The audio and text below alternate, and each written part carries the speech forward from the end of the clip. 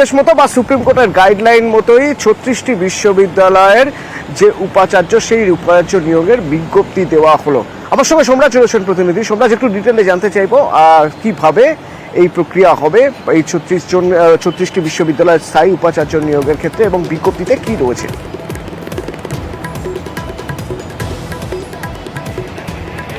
দেখো, রাজ্যের উচ্চশিক্ষা দপ্তর অবশেষে বিজ্ঞপ্তি জারি করলো। সুপ্রিম কোর্টের নির্দেশ মোতাবেকই বিজ্ঞপ্তি জারি করা হয়েছে। আজকেই সেই বিজ্ঞপ্তি জারি করেছে। বিজ্ঞপ্তিতে রাজ্যের ৩৬টি বিশ্ববিদ্যালয়ের স্থায়ী উপাচার্য নিয়োগের জন্য যারা ইচ্ছুক, অর্থাৎ যারা আবেদন করতে ইচ্ছুক, তারা আগামী ২৩শে আগস্টের মধ্যে আবেদন করতে পারবেন। এই মর্মে বিজ্ঞপ্তি রাজ্যের উচ্চশিক্ষা দপ্তরের তরফে জারি করা হয়েছে। বিজ্ঞপ্তিতে এটাও বলা হয়েছে যে উপাচার্য নিয়োগের যোগ্যতা মান কী রয়েছে, তার সঙ্গে উপাচার্য হতে গেলে আর কি কি দক্ষতার প্রয়োজন রয়েছে যা উচ্চশিক্ষা দপ্তরের আইনে রয়েছে সেটিও উল্লেখ করা হয়েছে। সুপ্রিম কোর্টের রায় মোতাবেকই এই পদক্ষেপ রাজ্যের উচ্চশিক্ষা দপ্তরে, তেমনটাই বিজ্ঞপ্তিতে জানানো হয়েছে। রাজ্যে ৩৬টি বিশ্ববিদ্যালয় এই স্থায়ী উপাচার্য নিয়োগ করতে চায় রাজ্য সরকার। শুধুমাত্র উচ্চশিক্ষা দপ্তরের অধীনে নয়, আলিয়া বিশ্ববিদ্যালয়ের নামও এর মধ্যে অন্তর্ভুক্ত করা হয়েছে।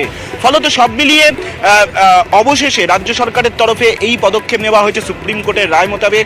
এবং ২৩শে আগস্টের মধ্যে যে আবেদনগুলি আসবে, অর্থাৎ যারা উপাচার্য হতে ইচ্ছুক তারা যে আবেদনগুলি করবেন, সেই আবেদনের পরিপ্রেক্ষিতে সুপ্রিম কোর্টের যে রায় রয়েছে সেই মোতাবেক পদক্ষেপ নেওয়া হবে রাজ্য সরকারের তরফে, তেমনটাই সূত্র মারফত জানা যাচ্ছে। রাজ্যের ৩৬টি বিশ্ববিদ্যালয়ের জন্য যারা আবেদন জানাবেন এবং উচ্চশিক্ষা দপ্তরের যুগ্ম সচিবের কাছে সেই আবেদন জানাতে হবে, সেই আবেদন আসার পর স্ক্রুটিনি করা হবে। স্ক্রুটিনির পর সুপ্রিম কোর্টের নির্দেশ মোতাবেক যে সার্চ কমিটি, সেই সার্চ কমিটি আবার বৈঠকে বসবে। বৈঠকে বসেই তারপর তারা উপাচার্য নিয়োগের জন্য নাম চূড়ান্ত সিদ্ধান্ত নেবে এবং চূড়ান্ত সিদ্ধান্ত নেওয়ার পর সুপ্রিম কোর্টের রায় মোতাবেক রাজ্য সরকার যে স্থায়ী উপাচার্য নিয়োগ করবে, তেমনটাই এখনো পর্যন্ত ঠিক রয়েছে।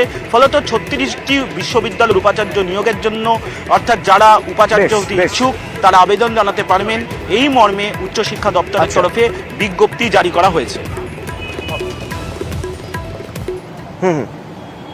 সোমরাজ, ধন্যবাদ।